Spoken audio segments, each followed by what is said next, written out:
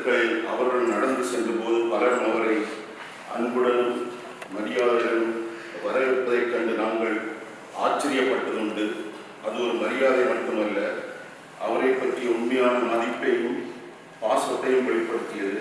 அந்த தருணத்தில் அவர் எவ்வளவு பேரின் வாழ்வில் தாக்கத்தை ஏற்படுத்திய மனிதர் என்பதை உணர்ந்தோம். பின்னர் நான் வெளிநாட்டில் கல்வி பயின்ற காலத்தில் வீட்டிலிருந்து தொலைவில் இருந்த போதும் அவர் எனக்கு ஊக்கமளிக்கும் அன்பும் பரிவும் நிறைந்த கடிதங்களை எழுதினார்.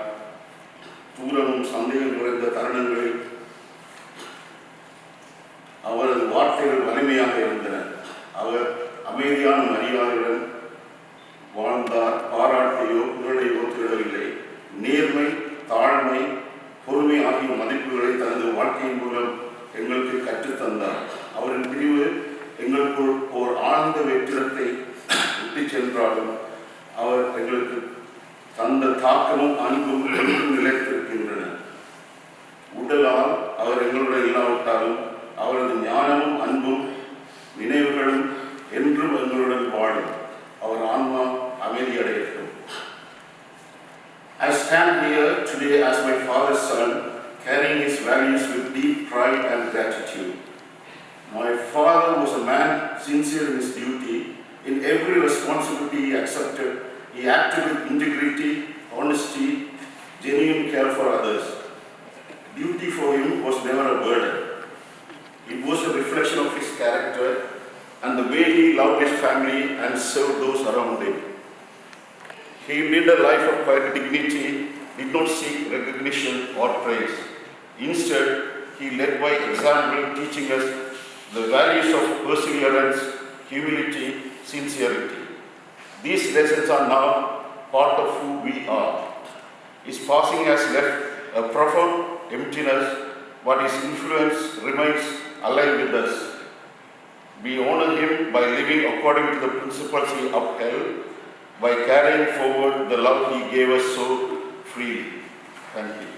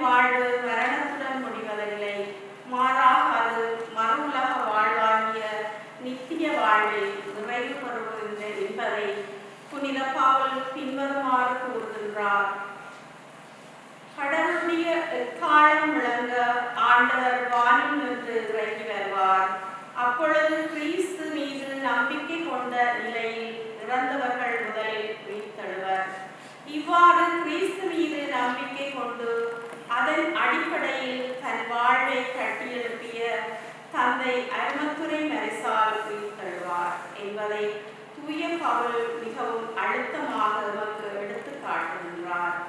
எனவே மரணம் என்பது ஒரு முடிவல்ல, அது மறுவாழ்வின் தொடக்கம். கிறிஸ்து உயிர்த்தது போல் மரணித்த அனைவரும் இறுதி நாளில் உயிர் பெறுவர் என்பது கிறிஸ்தவ நம்பிக்கையாகும்.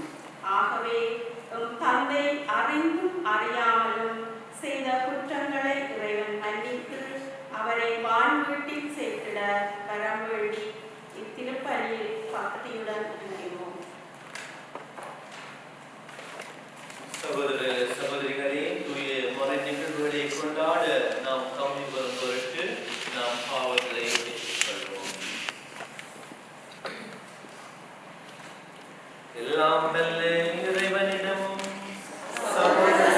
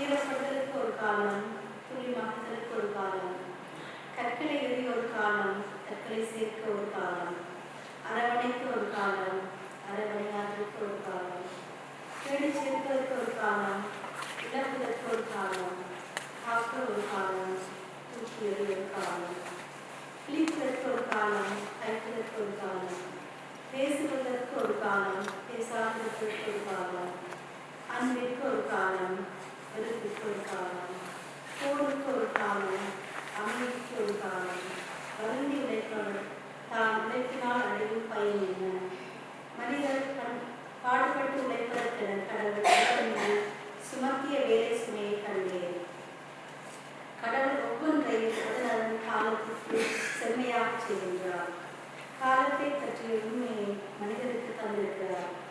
ஆயினும் கடவுள் தொடக்கம் முதல் இறுதி வரை செய்து வருவதை கண்டறிய மனிதராகியதாகும். எனவே மனிதர் தாம் உயிரோடு இருக்கும்போது இன்பம் குறித்து மனிதரை விட சிறந்தது அவருக்கு வேறொன்றுமில்லை என அறிந்து கொண்டேன். உண்டு குறித்து உழைப்பால் வரும் பயனை குறிக்கும் இன்பம் எல்லா மனிதருக்கும் கடவுள் அளித்து நம்புகிறேன். இது ஆண்டவரின் அருள்வாக்கு.